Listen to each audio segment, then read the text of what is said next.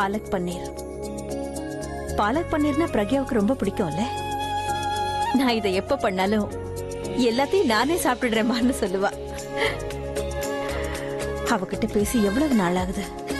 அவ கண்ணு முடிச்சது எங்க வீட்டுக்கு கூட்டிட்டு வந்து நான் அபிகிட்ட சொல்லிட போறேன். அதுக்கப்புறம் அவளுக்கு பிடிச்ச ஐட்டமா தான் நான் எல்லா சமையலும் செய்ய போறேன். நான் அபிக்கு போன் பண்ணி அவகிட்ட பேசுறேன்னு சொல்லியிருந்தேன்ல. சரி, அவன் கூட பேசுறேன்.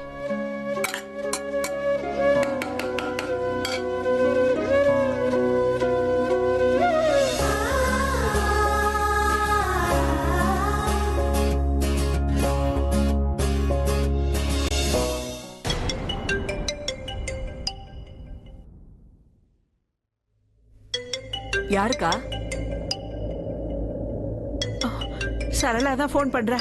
என்ன பண்றது? பேசுங்க. சரி, சரளா ஒருவேளை பிரக்யா எப்படி இருக்கான்னு கேக்குறதுக்கு போன் பண்றா போல இருக்கு. முதல்ல பேசுங்க. அதுக்காக தான் பண்ணிருப்பா. நான் பேசுறேன். எடுங்க. எடுக்கிறேன். ஹலோ. ஹலோ, வணக்கங்க. எப்படி இருக்கீங்கம்மா? நான் நல்லா இருக்கேன். நீ எப்படி இருக்க? பிரக்யா எப்படி இருக்கா? அவளும் நல்லா இருக்கா. தூங்கிட்டு இருக்கா.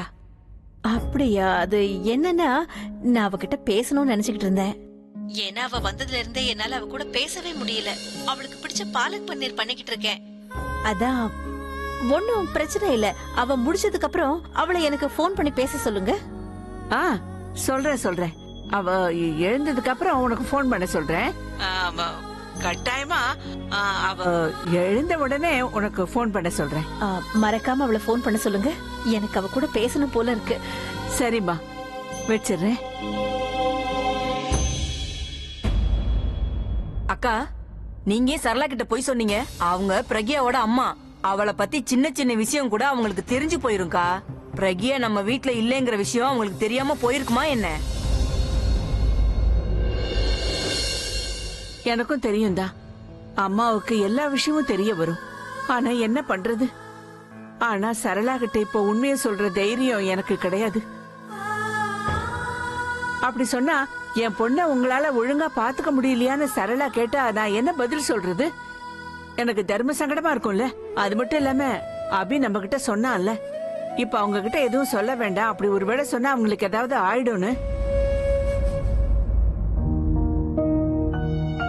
ஆனா அக்கா, நாம எல்லா விஷயத்தையும் சரளா கிட்ட சொல்லி ஆகணும். இப்படி மறைக்கிறது நல்லது இல்லக்கா. இல்ல, என்னால சொல்ல முடியாது. கடவுள் தான் இப்ப அவரோட மகிமைய காட்டணும்.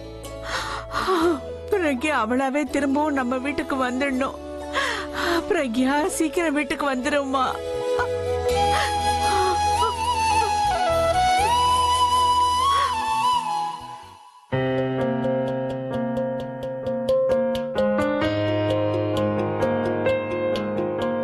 ஐ ஹோப் இந்த மெசேஜை என் ஃபேன்ஸ் எல்லாரும் படிக்கணும். பிரக்யா எங்க இருக்காங்கிற இன்ஃபர்மேஷன் எனக்கு எப்படியாவது தெரியணும்.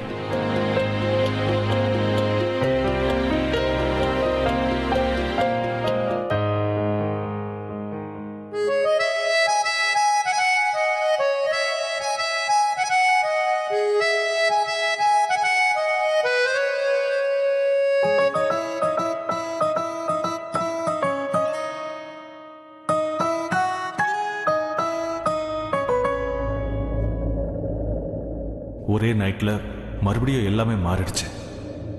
நீ மின்னல் மாதிரி வந்து மின்னல் மாதிரியே காணாம போயிட்ட. நீ திரும்ப வந்து நான் முழுசா சந்தோஷப்படுறதுக்குள்ளேயே திரும்பவும் போயிட்டேன். நேற்று இந்த ரூம் தான் இந்த உலகத்திலேயே அழகான ரூமா எனக்கு தெரிஞ்சது. உலகத்தில் இருக்கிற எல்லா சந்தோஷமும் இந்த ரூம்லயே எனக்கு கிடைச்சது. ஆனா இன்னைக்கு ஒண்ணுமே இல்லை. என் மனசு மாதிரியே இதுவும் காலியா இருக்கு. எங்க ஜஸ்ட் பிரக்யாவோட நினைவுகள் மட்டும்தான் இருக்கு. வேற எதுவுமே இல்லை.